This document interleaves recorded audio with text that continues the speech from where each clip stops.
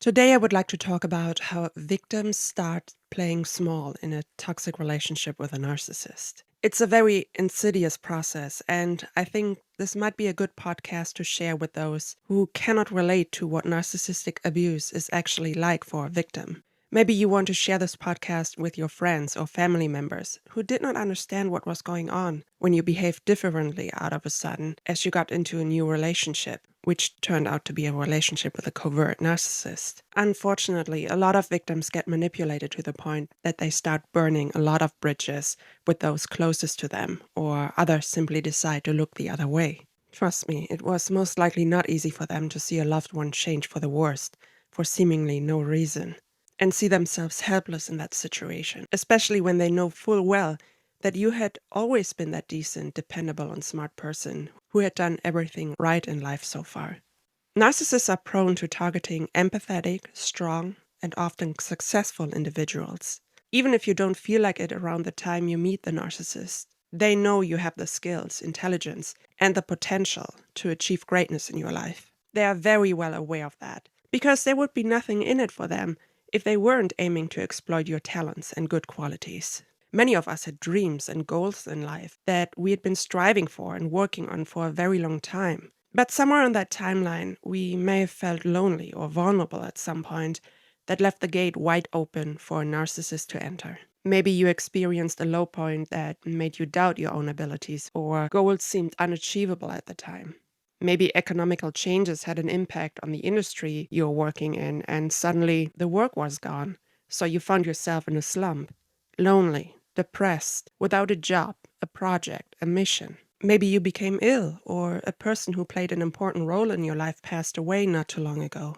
There's so much in this world that can happen that's completely out of our control. And narcissists thrive on chaos in other people's lives.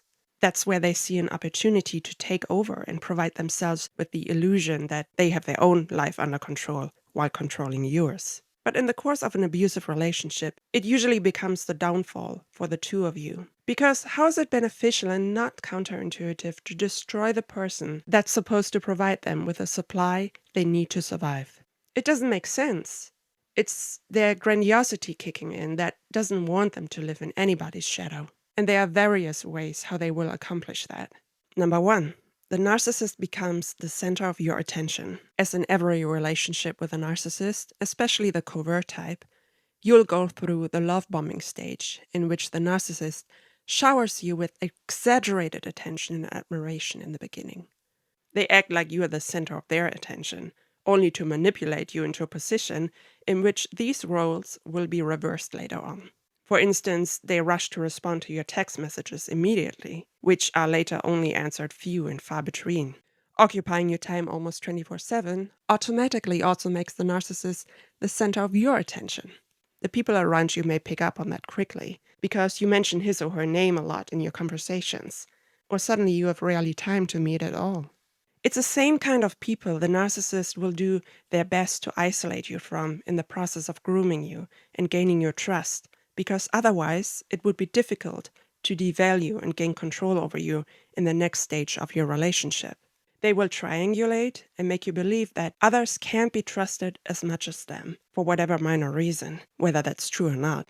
Love bombing gives you a boost of fake self-confidence, but over time it clouds your judgment and makes you weak and defenseless as you begin lowering your guard completely to the narcissist. You truly think you've found your ride or die, someone who really has your back, until the narcissist becomes your worst enemy. They create this typical Bonnie and Clyde kind of us against the world type of feeling and mentality in you, which is also one way to isolate you, of course. And by the way, we all know what happened to Bonnie and Clyde at the end of their story, don't we? Over time, you turn into the narcissist's accessory more than an equal partner. That's when you've lowered your standards and expectations enough, which leads me to point number 2.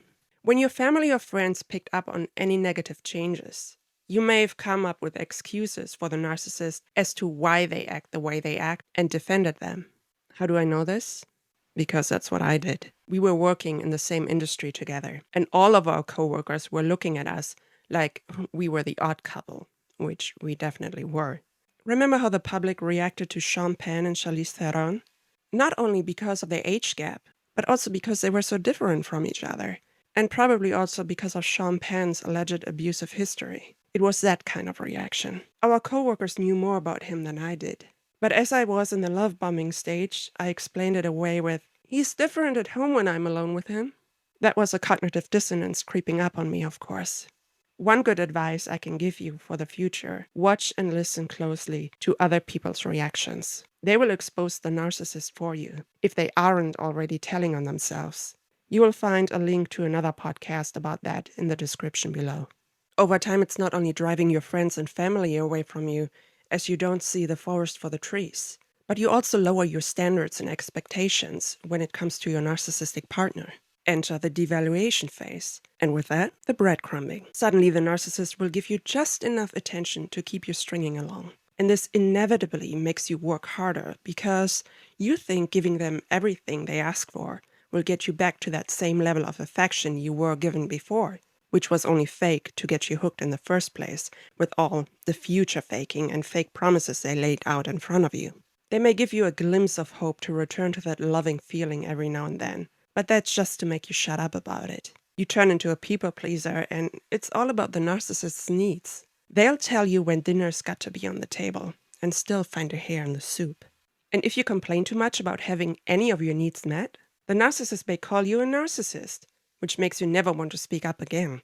My own ex-partner did that to me, telling me something along the lines of, "You're becoming what you hate the most, narcissistic," after having confronted him with his abusive behavior. They project their negative traits onto you, so you won't criticize them for the same bad behavior anymore, and basically leave you without ammunition. And that's how they can do whatever they want to, without you ever complaining about it again. Beware of the empathy trap. They may want to justify their abusive behavior with their terrible past to get away with it, tell you a sob story and say they don't know any better, but they promise you to change. Strangely, they know very well how to be civil and polite in front of others, and in front of you during the love bombing stage, if you haven't forgotten that already. There's just no reasoning with them because they sidestep and change direction as quickly as a rabbit on the run. And what does lowering your standards and expectations lead to? My point number 3. You begin to invest less in yourself, and that usually pertains to your time and money. Narcissists are not just energy vampires, but they suck you dry in every way possible. Mentally, physically, emotionally, financially. Let's face it, narcissists are terrible investors. That alone is shown in how little they invest in their relationships, while expecting to get the most in return and wanting you to invest in them. They will give you terrible advice where to invest and ruin you financially or hinder your progress in life. For instance, I remember how I wanted to take some courses, and he said it wasn't necessary. Just a waste of my money. How would he know? The average narcissist is not about education or self-improvement. They think they can temporarily improve their situations by simply hopping from one supply to the next and let them take care of it. Many of them are high school dropouts even. Never tell a narcissist about your plans. They're going to rip them apart because they hate that you have a goal in life, a direction, meaning, passion, and purpose. Or maybe it's just the fact that you have the financial freedom to follow your own path they want to divert you from. Many narcissists have accumulated so much debt, they'd rather you invest in them than in yourself. Another reason you begin investing less in yourself is not just due to the narcissist's constant presence in your life, but also because you've accommodated and lowered your standards so much that you've adopted their poor lifestyle, or may even feel guilty to do something good for yourself. I was certainly financially better off than him, and before I'd known him, I enjoyed going to the shopping mall every now and then. But once I was with him, I stopped doing this because I felt guilty or ashamed to be so free spending sometimes, even though I could afford it. But remember, you've worked hard for this uncomplicated and stable lifestyle, and they try to diminish that and make you unstable in every sense of the word. And the more you go down into this low-life rabbit hole with them, the more you isolate yourself, which is my point number 4 of you playing small. It's not just that the narcissist is isolating you from your support system, but the less you feel like yourself, lose your health and energy, or doubt your own abilities, the more you may feel stupid, ugly, or simply too ashamed to exist in this world. You won't leave the house and stop pursuing your friendships or social activities altogether.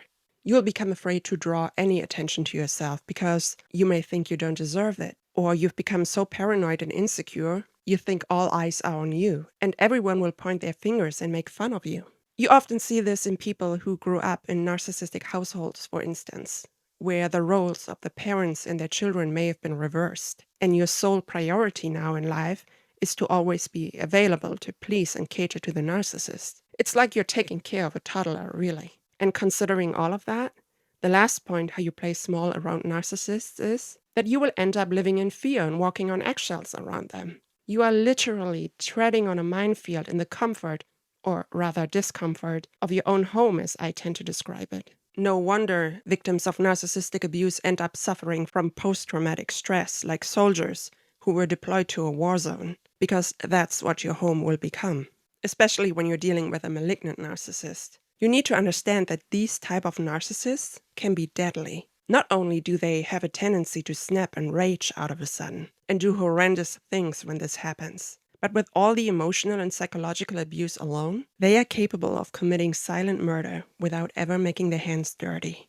And most likely, they're going to play the poor widower and also get away with it. I have another podcast about this that I will also link in the description below. When it comes to narcissistic abuse, you lose yourself and your independence in that relationship completely. Become a shadow of yourself and lose every part that made you, you. Your identity, interests, passion, and purpose in life, and of course the people who gave you joy, not anxiety. You start doing things differently, because with a narcissist, it's my way or the highway. You lose your ability to make your own decisions because you don't want to upset the power dynamic to avoid conflict or punishment even. Your needs don't matter at all, neither to them nor to yourself. And so you withdraw and fall into a deep depression, which eventually renders you useless and expendable to the narcissist. Remember, you're the star of your own movie that is your life.